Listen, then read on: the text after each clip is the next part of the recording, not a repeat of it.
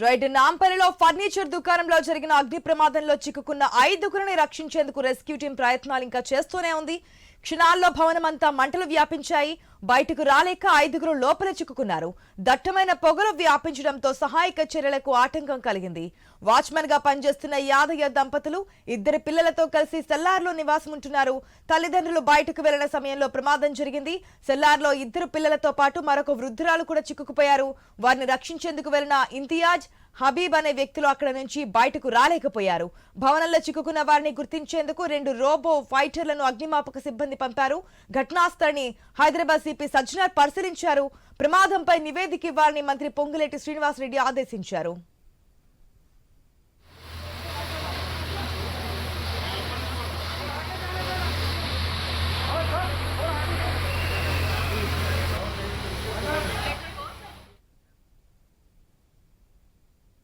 నిన్న మధ్యాహ్నం జరిగింది నాంపల్లిలోని ఫర్నిచర్ షాప్ లో ఈ అగ్ని ప్రమాదం. అప్పటి నుంచి కూడా రెస్క్యూ కొనసాగుతూనే ఉంది.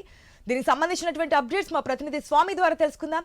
స్వామి, నిన్న కూడా అక్కడికి సజ్జనార్ వచ్చారు, అదేవిధంగా కలెక్టర్ వచ్చారు, మాట్లాడారు, అధికారులు వచ్చారు. అక్కడ సహాయక చర్యలు ఏ విధంగా జరుగుతున్నాయి ఏంటని చెప్పి పరిశీలించారు. కాస్త సమయం పడుతున్నారు, కానీ ఇంత సమయం అయినా ఇంకా సహాయక చర్యలు కొనసాగుతూనే ఉన్నాయి. లోపల ఉన్న వారి ఇన్ఫర్మేషన్ ఏమీ తెలియట్లేదు అనేది తెలుస్తోంది.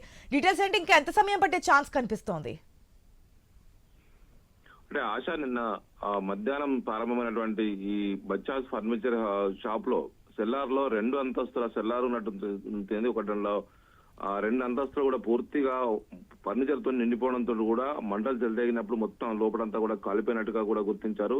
మరోవైపు ఫైర్ ఇంజన్లు వచ్చిన తర్వాత పెద్ద ఎత్తున కూడా వాటర్ కొట్టడంతో కూడా వాటర్ అంతా కూడా ఆ సెల్లార్ లోకి దిగిపోయి పెద్ద ఎత్తున చెరువును తలపించినట్టుగా మారిందని చెప్పేసి కూడా తెలుస్తూ ఉంది. ఇటు ఎన్డీఆర్ఎఫ్ సిబ్బంది, రాష్ట్ర పోలీసు అధికారులు లోపలికి రోబోస్ పంపించినప్పటికి కూడా వెంటిలేషన్ లేకపోవడంతో, చిమ్మ చీకటి ఉండడంతో కూడా లోపల ఏమి కనిపించకపోవడంతో కూడా మళ్ళీ వెనక్కి తీసుకున్నారు.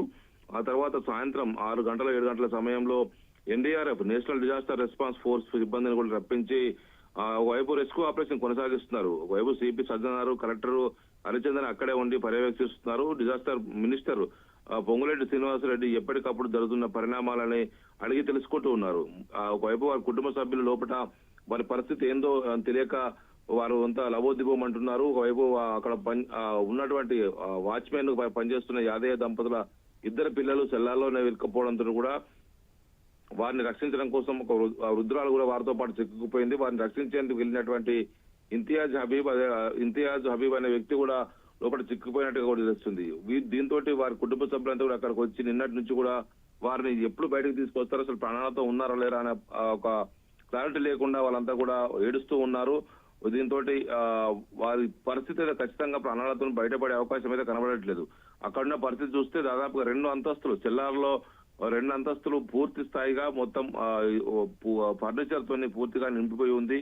అక్కడ ఫోమ్ కావచ్చు, అట్టపెట్టెలు కావచ్చు, కర్రలు కావచ్చు, ఏదైతే ఫర్నిచర్ తయారీకి ఉపయోగిస్తారో, ఒకవైపు అందులో రెగ్జిన్ లాంటి మొత్తం రకరకాల ముడిసరికంతా వినియోగిస్తుంటారు. అదంతా కూడా మంటలు వ్యాపించడానికి ఎక్కువగా అవకాశం ఉండేటువంటి మెటీరియల్ కావడంతో కూడా ఒక్కసారిగా మధ్యాహ్నం 1:30 గంటల సమయంలో చిన్నగా పొగలు అల్లుకున్నప్పుడు సకాలంలో ఆ యాజమాన్యం స్పందించి ఫైర్ ఎక్విప్మెంట్స్ తోటి దాన్ని త్వరగా కంట్రోల్, ఇంత ప్రమాదం జరిగి ఉండేది కాదని చెప్పేసి కూడా వారు కాస్త నిర్లక్ష్యం చేసిన కారణంగా మొత్తం బిల్డింగ్ అంతా వ్యాపించి దాదాపుగా నాంపల్లి స్టేషన్ రోడ్ ఏరియాలో ఉన్నటువంటి అతిపెద్ద ఫర్నిచర్ షాప్ గా దీనికి పేరున్నది.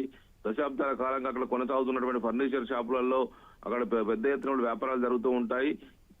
ఫర్నిచర్ షాప్ అంతా కూడా, బిల్డింగ్ అంతా కూడా మంటలు వ్యాపించడంతో కూడా గంటల తరబడి ఒకవైపు రెస్క్యూ ఆపరేషన్ అయితే కొనసాగుతూ ఉంది. ఇంకా మరికొన్ని గంటల సమయం పట్టే అవకాశం ఉన్నట్టుగా తెలుస్తుంది. ఇప్పటికీ వారి బాడీస్ పరిస్థితి, వాళ్ళు ఎక్కడ ఉన్నారు, ఏ పరిస్థితిలో ఉన్నారని చెప్పేసి కూడా కనుక్కునే ప్రయత్నం అయితే ఒకవైపు రెస్క్యూ ఆపరేషన్ లో పాల్గొన్నటువంటి సిబ్బంది ప్రయత్నం చేస్తూ ఉన్నారు. Asha. Right, thanks for the update Swamy.